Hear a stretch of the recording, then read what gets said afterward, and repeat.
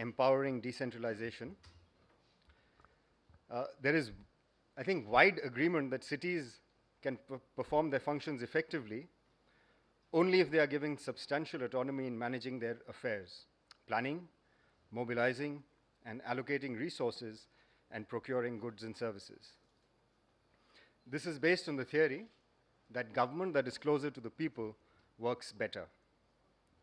This session on empowering decentralization, which is extremely vital, I think, but by itself cannot be seen as a panacea to the problems facing metropolitan areas and cities in India. Excuse me. The why of decentralization, I think, is better understood than the how and to what extent it can be efficaciously implemented.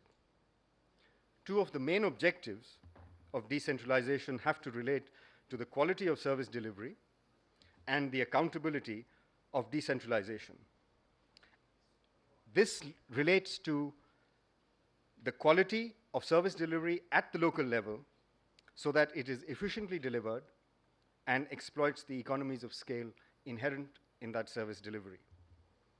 In India, functional independence usually has not been accompanied by adequate means, that is, adequate financial independence, and thus brings to the fore questions in regard to the quality and sustainability of the public service delivery.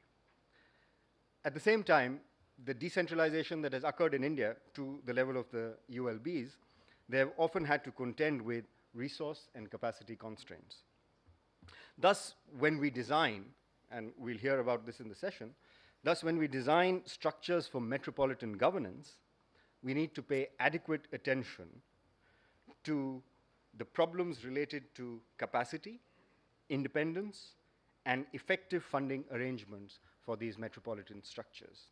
To discuss these and several other issues relating to decentralization, we have an eminent panel. The first principal speaker will be Dr. Roy Bahl, Regents Professor of Economics, Georgia State University. This is my Indianness coming through. And then we have two discussants, Mr. U.A. Vasanth Rao, who is the General Manager of Finance, Bangalore Metro Rail Corporation, and Dr. Satya Poddar from Senior Tax Partner, Ernst & Young. We have one dropout from the session. Mr. Sitaram Kunte hasn't been able to make it. So in terms of the time constraints, we can be a little more flexible. So instead of the 20 minutes that you had, Dr. Roy, you could take a little more time and the discussants could go for more than the 10 minutes, maybe 15 minutes for each of the two discussants, and then we'll have a discussion with the floor. So with those remarks, may I welcome Dr. Roy Bahl to give his introductory remarks.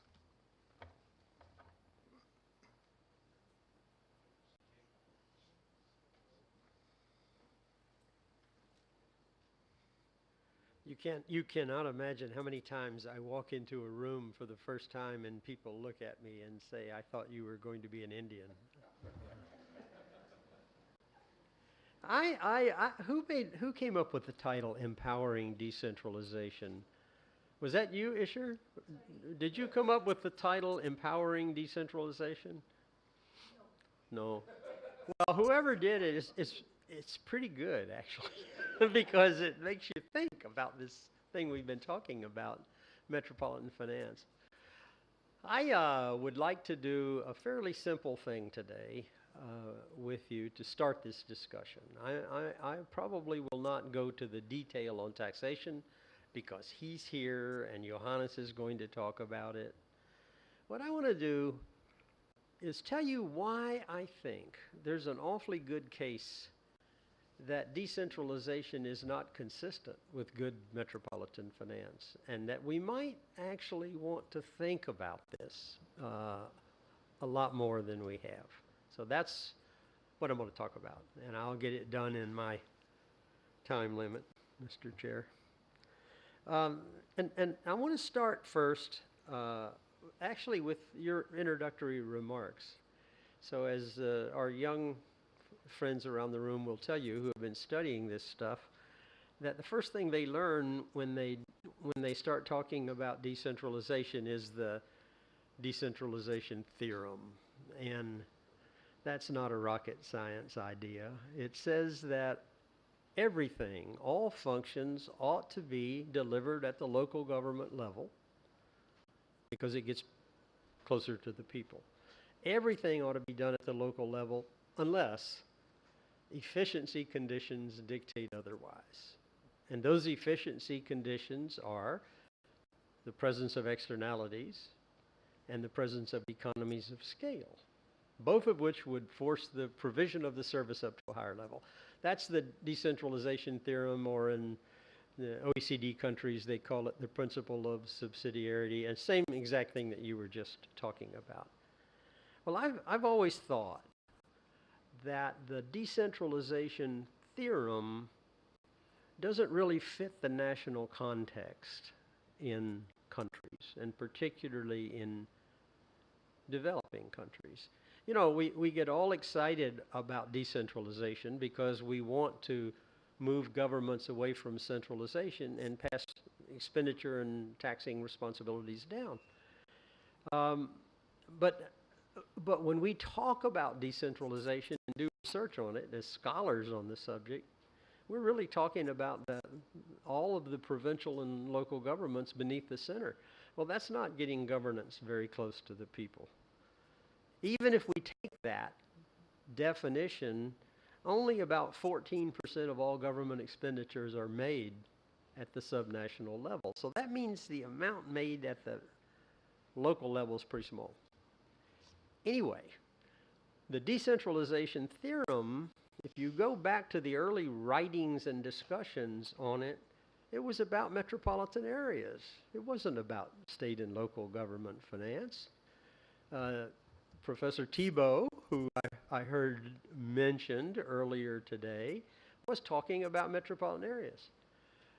Oates, when he did all of his empirical and theoretical work, it was about metropolitan areas.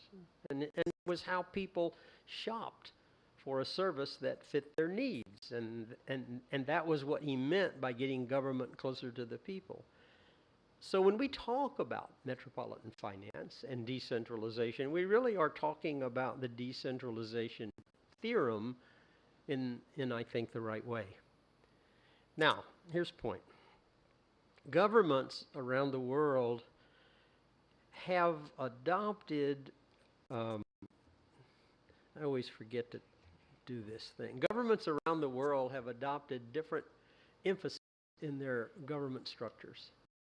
So you might think of three general models that big metropolitan areas have adopted. And we can fuss some about these, but I think these are good enough for us to use as a framework. And the first one is the jurisdictional fragmentation model, which you could think of as the home rule model. And the way this works is that you have a metropolitan area and it's divided up into a great number of municipalities. So you have all of these municipalities operating within the metropolitan area independently with their own elected leadership. And what's the benefit of that? The benefit of that is that you really do have home rule and you really do have government fairly close to the people. And so that's one kind of model. In the industrial countries, if you would look no further than the United States to find the extreme of home rule, where in my country you cannot find a single true metropolitan government, not one. So Americans are very, steeped in this idea of we need to rule our own budgets. So that's one model. In the developing countries, it's pretty common. I'm not going to talk about India because everybody in here knows more about India than I do, but you can talk about India later. But Mexico City, here sits Mexico City, National Capital District, and 2 states, and 55 municipalities, relatively uncoordinated. Now, that's fragmentation. Sao Paulo in Brazil has 24 municipalities that are completely uncoordinated in the delivery of services. So that's jurisdictional fragmentation. That's really getting government closer to the people. Second model, Johannes and I years ago called it functional fragmentation. The idea is that you could get technical efficiency gains by taking a service and delivering it on a metropolitan area basis. So you could have a metropolitan water company or a metropolitan bus company. And the idea is that you would have technical efficiency. Because you could hire outside the civil service and because you could specialize in the work being done. And the third, and functional fragmentation happens in most places. You know, it's not at all uncommon to find a water company or a bus company or any kind of a utility like that. And the third is metropolitan government. That's where you have one government that operates for the whole metropolitan area, and it provides all services in the metropolitan area with the obvious great advantage of coordination. And you find that in low and middle income countries around the world. One example is the big Chinese cities. The four largest Chinese cities, Shanghai, Tianjin, Chongqing, and Beijing, have been organized into metropolitan area-wide governments, and they've been given provincial status, so they operate as provinces. That's an example. The South African big cities are all organized now as metropolitan government. So you find that around the world. So kind of three choices. I'd really love to say now, the next thing I'd love to talk about would be to tell you why some countries have chosen one form and why other countries have chosen another. I don't know. And I haven't seen its history. But history usually, when we say something historical and cultural, we usually mean it's politics that goes back a long time ago. And for whatever reason, once these models are adopted, they don't move away very fast. Now, some places adopt more of a hybrid than others. Manila has 17 municipalities that operate independently, but one overlying metro government that does planning and some infrastructure services. So you can get something like that. Now, what I'd like to do then is say that if PK was here, I'd tell him that we have a new rule that we need to think about, based just on this simple story. And that's what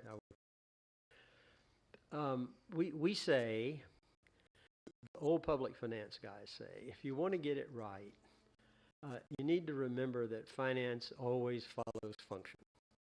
In other words, the first order of business is the alignment of functional responsibilities that you would give to the local governments.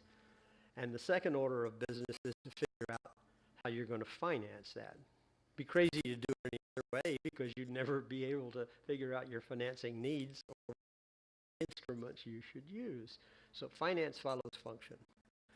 But in the case of metropolitan areas, I think we have to say finance follows function, follows governance. We have to introduce the governance choice. So now what I'm saying to you is that if a jurisdictional fragmentation model, that they may end up choosing a very different financing package than the metropolitan government model. They may have to. The interesting story about that is they